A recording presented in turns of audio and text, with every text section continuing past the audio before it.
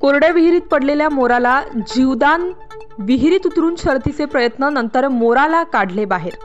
चांदवड तालुक्यातील वाकी बुद्रुक येथील कोरड्या विहिरीत पडलेल्या मोराला मारुती वाघचौरे यांनी ग्रामस्थांच्या मदतीने बाहेर काढून जीवनदान दिले।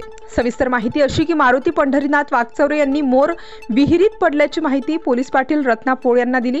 पोळ यांनी चांदवड येथील वन्यप्राणी मित्र भागवत झालटे यांना फोनवर माहिती देताच त्यांनी येवला येथे वनपरिक्षेत्र अधिकारी अजय म्हेत्रे साहेब यांच्याशी संपर्क साधून त्यांना माहिती दिली।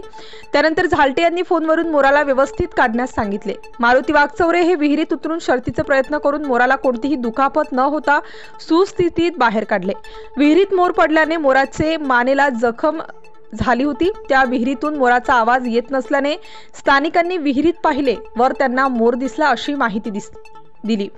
वाघचौरे यांनी मोराला आपल्या घरी आणले व त्यानंतर वनविभागाची गाडी आली व मोराला वन कर्मचाऱ्यांच्या ताब्यात देऊन उपचारासाठी व वनविभागात पाठवण्यात आले। येथील स्थानिक रहिवासी धनंजय वाघचौरे, किरण वाघचौरे व मारुती वाघचौरे यांनी मोरास बाहेर काढण्यास मदत केली। स्टार न्यूज साठी मोहसिन पठाण, नाशिक।